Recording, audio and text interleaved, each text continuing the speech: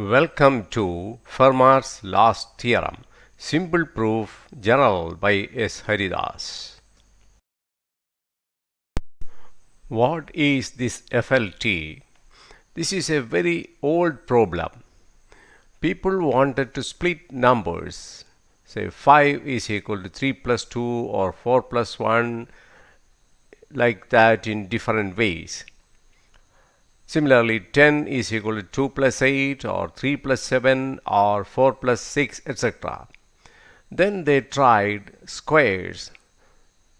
Example, 5 square is equal to 4 square plus 3 square. In how many ways can it be split? Not much. Similarly, 13 square is equal to 5 square plus 12 square. And 25 square is equal to 7 square plus 24 square. They also found that these are the sides of a right triangle. These are now known as Pythagorean triples. Can all squares have pairs like this? Not all of them are lucky.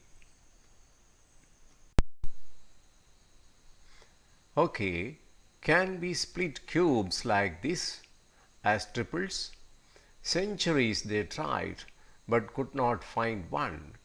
But you can have quadruples. For example, 6 cube is equal to 3 cube plus 4 cube plus 5 cube. It's very tricky. Who knows what is there in store?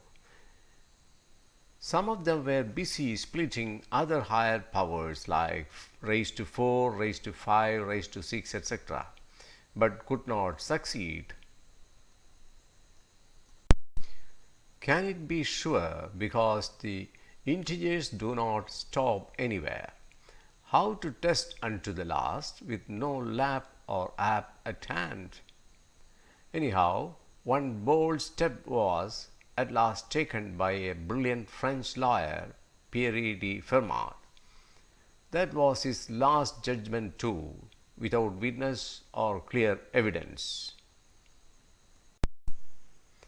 He wrote on the margin of a book he was reading, a raised to n plus b raised to n is equal to c raised to n has no solutions for n greater than 2. He also wrote, I have a marvelous proof, but this margin will not contain it. But he never wrote it. When did this adventure occur? It was in 1637. And that was adorned as a theorem, though it was not proved at that time and christened as Fermat's last theorem. Remember, we are speaking about integers greater than 0 only. Much water has flown through the Thames. No stones left unturned, and many mathematicians spent hours sweating in their studios. Some were lucky to prove for even exponents and so on. But a general case was not coming forth for the last 3.5 centuries. One thing was clear. One has to prove only for integers with prime powers, that is n is equal to 3, 5, 7, 11, 13, 17, 19, etc. 1993 witnessed sudden change in FLT. Professor Andrew Wiles, British-born Oxford professor, emerged from his deep penance with a proof, not one but many. He proved Taniyama-Shimura conjecture and hence proved FLT also, which was presented in 1993. There was some mistake which was corrected soon and published in 1994. Sir Andrew Wiles has received several honors, including the Abel Prize, alternate Nobel Prize for Mathematics.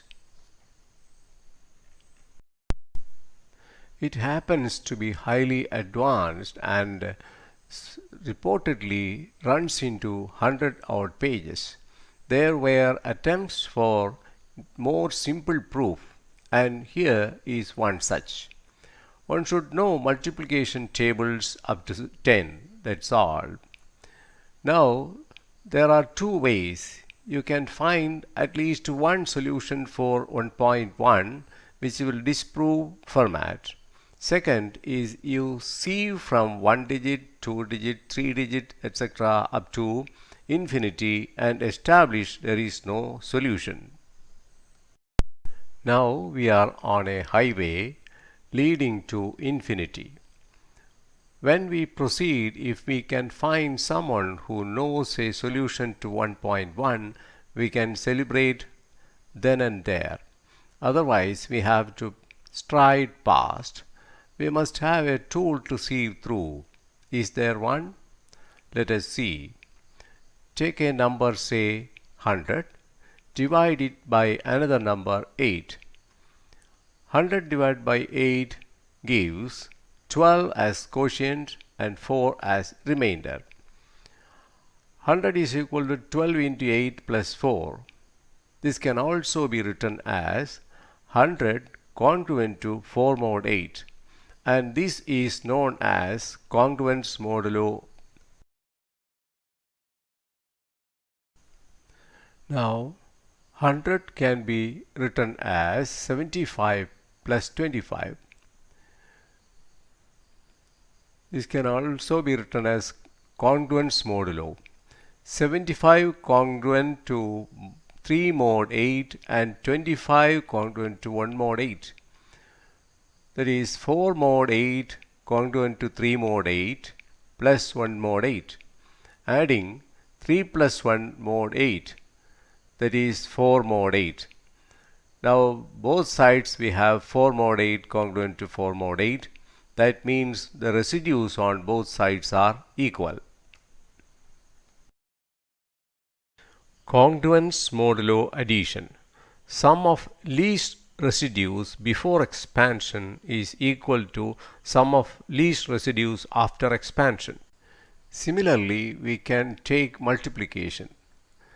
Say 143 is 11 into 13. Now 143 is congruent to 7 mod 8, 11 congruent to 3 mod 8, 13 congruent to 5 mod 8. Therefore, 7 mod 8 congruent to 3 mod 8 into 5 mod 8. That is 3 into 5 mod 8, 15 mod 8. 8 goes one more time, therefore remainder is 7. 7 mod 8. We have on both sides the residues are equal. Sum of least residues before expansion is equal to sum of least residues after expansion. This is congruence modulo multiplication. This test can be repeated for other numbers like mod 6, mod 7, mod 9, etc. What is the use of this here? Yes, there is. Take the case of Pythagorean triples. Here n is equal to 2. Example, 5 square plus 12 square is equal to 13 square. Now we can apply the test 2.1. 5 square is 25 plus 12 square is 144 is equal to 13 square 169. 25 when divided by 8 leaves remainder 1, that is 1 mod 8. Similarly, 144 is 0 mod 8, 169 is 1 mod 8. Now adding 1 plus 0 mod 8 congruent to 1 mod 8. That means the residues on both sides are equal. 12 square plus 35 square is equal to 37 square. 12 square is 144 plus 35 square is 1225 and 37 square is 1369. Now taking modulus, 144 is 0 mod 8, 1225 is 1 mod 8 and 1369 is 1 mod 8. Now adding 0 plus 1 mod 8 congruent to 1 mod 8. That means the residues on both sides are equal. Now we can see that triples of the form a square plus b square is equal to c square holds good the congruence modulo test, and it must. If a square plus b square is equal to c square is a solution for a, b, c greater than 0 and co-prime, we have a square congruent to a1 mod p, b square congruent to b1 mod p, c square congruent to c1 mod p. Then a1 plus b1 mod p congruent to c1 mod p. Let a1 plus b1 is equal to r1. Then r1 mod p congruent to c1 mod p. That is, the residues r1 is equal to c1 by 2.1. Proposition 1. In general, if a raised to n plus b raised to n is equal to c raised to n has a solution for a greater than 2, then it should satisfy the congruence modulo test. General residues for single digits. Now we can see the residues of single digit numbers for n is equal to 3, 5, 7, 9, etc. odd powers. For example, 3 cube is 27. When we divide by 8, we get remainder 3. Therefore, 3 cube congruent to 3 mod 8. Similarly, 3 square congruent to 1 mod 8. Now multiplying, 3 cube into 3 square is congruent to 3 into 1 mod 8, that is 3 mod 8.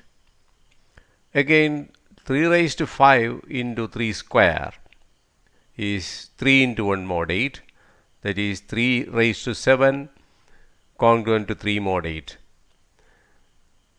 So, we can generalize this. X raised to n congruent to x mod 8 for all x odd integers, n odd exponents greater than 3.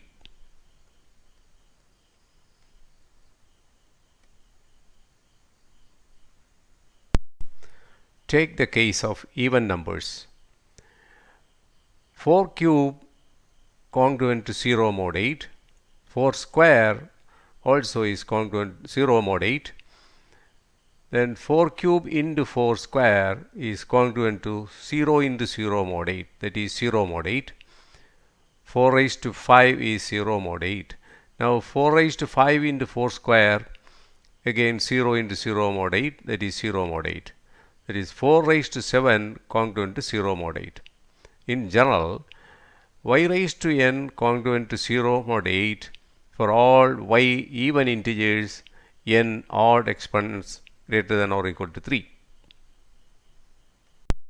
Now for single digits and n is equal to 3, 5, 7, 9, etc. odd powers, we have 1 raised to n congruent to 1 mod 8, 2 raised to n congruent to 0 mod 8, 3 raised to n congruent to 3 mod 8, 4 raised to n congruent to 0 mod 8, 5 raised to n congruent to 5 mod 8, 6 raised to n congruent to 0 mod 8, 7 raised to n congruent to 7 mod 8, 8 raised to n congruent to 0 mod 8, and 9 raised to n congruent to 1 mod 8.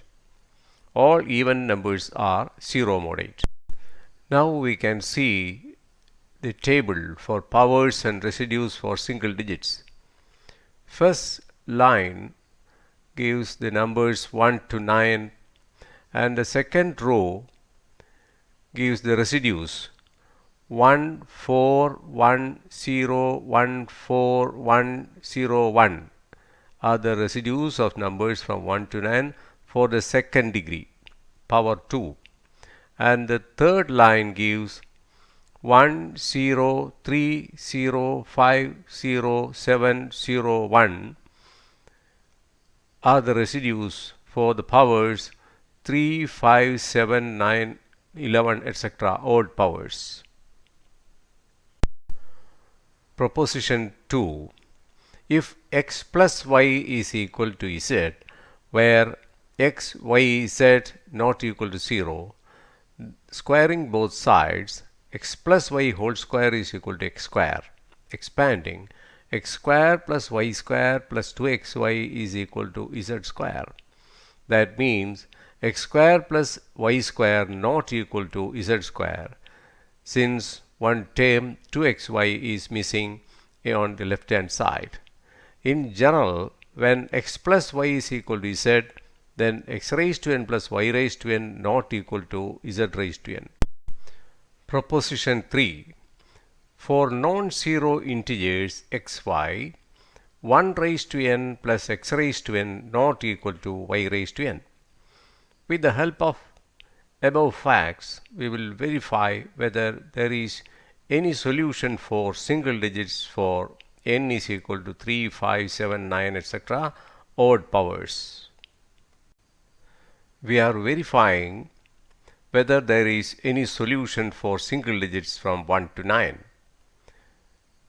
The first column is for numbers, the combinations of numbers, then their remainders and solutions, and the fourth column is reason. First line shows 1 raised to n plus 2 raised to n, etc. That there is no solution because of proposition 3.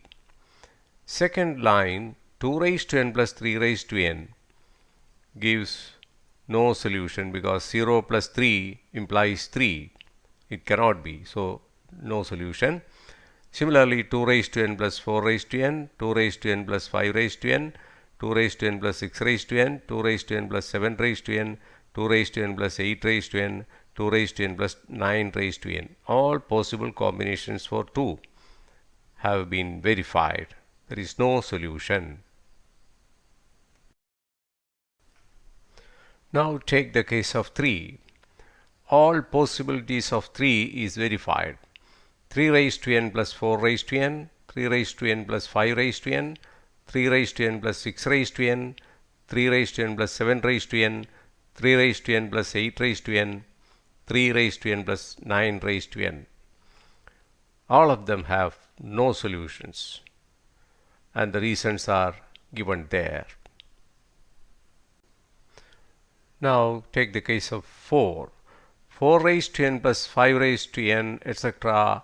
4 raised to n plus 9 raised to n. All these combinations have no solution. Similarly, 5 raised to n plus 6 raised to n, etc. to 5 raised to n plus 9 raised to n. They have also no solution. Now 6. 6 raised to n plus 7 raised to n, etc. to 6 raised to n plus 9 raised to n, no solution. Again 7 raised to n plus 8 raised to n, 7 raised to n plus 9 raised to n, no solution. At last 8 raised to n plus 9 raised to n has no solution. Okay, but what does this solution nil means? Yes, the first line is clear. Take the second line, 2 raised to n plus 3 raised to n implies, say, c raised to n. Now what can be the value of c? By 3.1, residues should tally.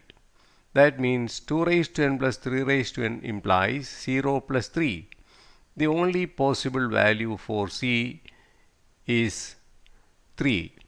Then equation 1 becomes 2 raised to n plus 3 raised to n implies 3 raised to n, which is absurd. Hence, no solution. Right. What is wrong with not coprime? Take the third line, 2 raised to n plus 4 raised to n, where here 2 is a common factor. When we take out 2, we get 1 raised to n plus 2 raised to n, which is already given in the first line, 1 raised to n plus 2 raised to n. Hence, there is no single digit solution for a raised to n plus b raised to n is equal to c raised to n, for a is equal to 3, 5, n is equal to 3, 5, 7, 9, etc. odd powers. It is well known that it is enough to prove FLT for n prime numbers greater than 2. Yes, but is there a general proof for FLT? This is actually a full proof. Still, for clarity, we will have a few more lines. Fermat thought of a marvelous proof which a margin was not enough to contain. But this proof need only two Sanskrit words which will easily fit into any margin. We have to see whether the above approach holds good for numbers other than single digits, that is for all ABC greater than 0. Now consider a peculiarity of Pythagorean triplets. See the triplet 8 square plus 15 square is equal to 17 square. Now 8 square can be split as 5 plus 3 whole square, and 15 square is 11 plus 4 whole square. 17 square is 12 plus 5 whole square. Now expanding and adding, we get 264 plus 3 square plus 4 square is equal to 264 plus 5 square. Now 264 is common. Cancelling, we get 3 square plus 4 square is equal to 5 square. That means it is a Pythagorean triplet in the single digit form. That is, any triplet of the form a square plus b square is equal to c square can be reduced to the single digit form because it has a single digit form. But in the case of triples of higher powers, we have proved that there is no single digit solution. Will it help in any way the FLT? We have seen that there is no single digit solution for a raised to n plus b raised to n is equal to c raised to n for all n greater than 2. Let there be a Fermat triplet for n greater than 2 and ABC integers greater than 0. Then a raised to n plus b raised to n is equal to c raised to n, equation number 1. Now a is equal to a1 mod 8, b is equal to b1 mod 8, c is equal to c1 mod 8, or a is equal to q1 8 plus a1, b is equal to q2 8 plus b1, c is equal to q3 8 plus c1.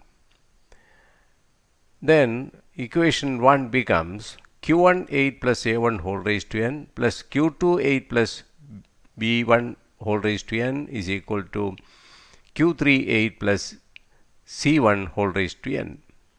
Now simplifying, we get 8k plus a1 raised to n plus b1 raised to n is equal to c1 raised to n, where k is an integer.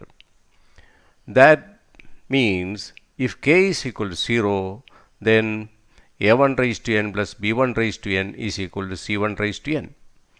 But we have already proved that no such single digit solution exists. Now we have to prove that if k not equal to 0, equation 4.1 is an inequality. When either a1, b1 or c1 is equal to 0, then 4.1 becomes an inequality. Invariably, any one of them is 0. Hence, there is no solution for FLT for all integers greater than 0, n greater than 2. It would be sufficient now to prove the theorem FLT for odd prime exponents n greater than 3 is a quote from an article by Eric Temple Bell. See reference 1. Thus, the general proof for Fermat's last theorem.